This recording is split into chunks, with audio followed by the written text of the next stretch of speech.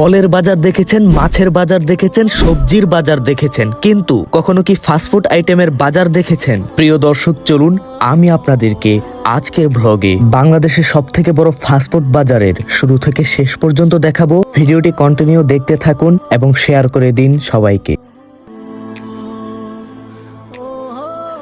ঢাকার প্রাণবন্ত শহরতলি সাভারের পল্লী বিদ্যুৎ এলাকায় অবস্থিত পল্লী ফুড ভিলেজ, যেখানে প্রকৃতির ছোঁয়ার সাথে মিশে আছে বাঙালির ঐতিহ্য আর আধুনিকতার অপূর্ব সংমিশ্রণ। সুস্বাদু খাবারের সুবাস আর অতিথি পরায়ণতার উষ্ণতায় ভরপুর এই স্থান রুচিশীল খাদ্যপ্রেমীদের জন্য এক স্বর্গ।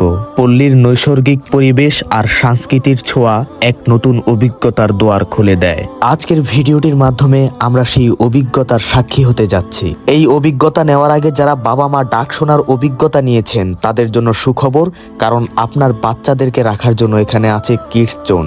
এই অভিজ্ঞতা যেহেতু আমার এখনো হয়নি, তাই আমার এখানে কোনো কাজ নেই। তাই আমি আমার ওয়াইফকে নিয়ে যাত্রা শুরু করে দিলাম ফুড ভিলেজের শুরু থেকে শেষ পর্যন্ত হাঁটার মধ্যে দেখতে পেয়েছি দেশি বিদেশি মুখরোচক নানান রকমের খাবার। কি নেই এই ফুড ভিলেজকে খাবারের স্বর্গরাজ্য বললেও ভুল হবে না।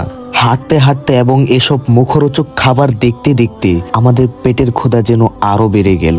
তাই আমরা ফুড ভিলেজের সর্বপ্রথম দোকানটিতে গেলাম। এই জায়গায় এত রকমের খাবার, কোনটা খামু কোনটা থইয়া বুঝাই যায় না, বুঝছেন? ফুড কোর্ট যে বলে শুধু শুধু বলে না। মানুষ বেশি থাকায় আমরা ফাস্টফুড আইটেম থেকে পিজাটাকে সিলেক্ট করলাম। পিজা অর্ডার করার পর আমরা ভিতরে গিয়ে বসলাম। এটা হচ্ছে সাভারের জনপ্রিয় একটা নাম করা ফুড কোর্ট বলে বা ফুড ভিলেজ বলে, যাই বলে ফুড ভিলেজ বলুক মানে খাবারের গ্রাম বলুক, কথাটা মিথ্যা না। এখানে আসলে বুঝতে পারবেন এটা খুবই রিজনেবল প্রাইসে আপনারা ফুড পাবেন, সেটা হোক ফাস্ট ফুড, বিরিয়ানি হোক, যত রকমের যত পদের খাবার আছে সর্বোচ্চ থেকে শুরু করে সবকিছুই পাওয়া যায়। প্রায় 3 মিনিট অপেক্ষা করার পর আমাদের পিজা চলে আসে আমাদের সামনে। একদম গরম গরম আছে। গরম গরম এই চিজি পিজাটা খেতে আমার খুব ভালো লাগছিল, আর সবারও খুব ভালো লাগছিল খেতে। দর্শক, এখানে কিন্তু আমি আমার টাকা দিয়ে খাচ্ছি, এখানে আমি কারো রিভিউ দিচ্ছি না। তবে স্টুডেন্ট বাজেটের এই পিজাটা খেতে সত্যিই খুব ভালো লেগেছে। আমাদের পিৎজা খাওয়া শেষ, এখন আমরা বিল পে করে দিলাম। তারপর আমরা আবারও হাঁটতে শুরু করলাম, দেখি কি খাওয়া যায়। কিছুক্ষণ হাঁটাহাঁটি করার পরে আমাদের তৃষ্ণা লাগে, তাই আমরা চলে আসি জুস গ্যালারিতে। ওনাদের জুস বানানোর ইনগ্রিডিয়েন্টস গুলো অনেক ফ্রেশ দেখা যাচ্ছে, আর যেই জায়গায় জুসগুলো বানাচ্ছে সেই জায়গাটাও পরিষ্কার আছে। তাছাড়াও তার মুখে শুনুন বাকি কথাগুলো। বরফ তো ভালো না? আমরা নিজেরা বানায় নেন? হ্যাঁ, ভালো। অনেকে আছে মাছে বরফ না, বরফটা দেখে বুঝা যাচ্ছে ফ্রেশ একদম। রাত্রে যাওয়ার সময় পানি ভরে থেকে যাই, হ্যাঁ, সকালবেলা এসে দিয়ে বরফ হয়ে যায়। আর অত বরফ তো লাগে না, এক চাকা হইলে। যাই হোক, আল্লাহ পাকই জানেন কতটুকু সত্য। ওনার সাথে কথা বলতে বলতে আমাদের মিল্কশেকটি তৈরি হয়ে যায়। এদিকে আমার ওয়াইফ সহ সবাই অপেক্ষা করতেছে, আর মামা মিল্কশেক নিয়ে চলে আসেন। তো এখন দেখা যাক এই মিল্কশেকটা কিরকম। সত্যি কথা বলতে মিল্কশেকটি মজাই ছিল, তবে আমরা যেহেতু শীতকালে খাচ্ছি তাই এটার ফুল ফ্লেভারটা পাচ্ছি না। আপনি যদি ফুল ফ্লেভারটা পেতে চান তাহলে সামারের সময় যখন এটা খাবেন তখন অবশ্যই একটা রিল্যাক্সিং ফিল পাবেন। তাই আপনারা সামারের মধ্যে এটি নিশ্চিন্তে খেতে পারেন। That's it. তো আমাদের মিল্কশেক খাওয়া শেষ, আমরা এখন বিল পে করে চলে যাচ্ছি পরবর্তী কার্যক্রমে। বিল পে করার সময় হঠাৎ মনে আসলো আমরা যে দোকানে পিজা খেয়েছিলাম সেই দোকানে আমার ওয়াইফের শালটা রেখে এসেছি।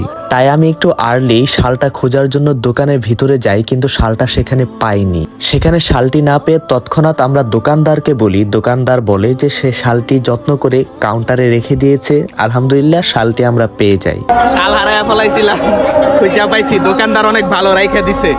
ফুড ভিলেজে আমাদের যাত্রা এতটুকুই। তবে দর্শক, ভিডিওটি এখানেই শেষ হচ্ছে না, কারণ আমরা যাচ্ছি পাশের আরেকটি ফুড ভিলেজে, যেটা হচ্ছে এটা থেকে আরেকটু কমফোর্টেবল প্রাইসে পাবেন। সেখানেই আপনাদেরকে নিয়ে যাচ্ছি। দেন পল্লীর ফুড ভিলেজকে আমরা বিদায় জানিয়ে চলে যাচ্ছি আরো একটি খাদ্য ভান্ডারে। সমান তাহলে তুমিও গরিব, এখানে আসছো কেন? আমার মতো যারা গরিব আছে এখানে চলে আসবে। দর্শক, গরিব আর বড়লোক ম্যাটার না, আসল কথা হচ্ছে পল্লী ফুড ভিলেজের যেই দাম এখানেও সেই দামেই পাবেন, তবে দুইটার ফিল পাবেন ভিন্ন রকমের। আমরা এখানে আসছি বিখ্যাত ঝালমুড়ি খেতে, যেটা আবার পল্লী ফুড ভিলেজে পাওয়া যাবে না। এখানে আপনারা দেখতেই পাচ্ছেন কত রকমের ঝালমুড়ি পাবেন এখানে, এবং প্রাইস সহ তারা লিখে দিয়েছে।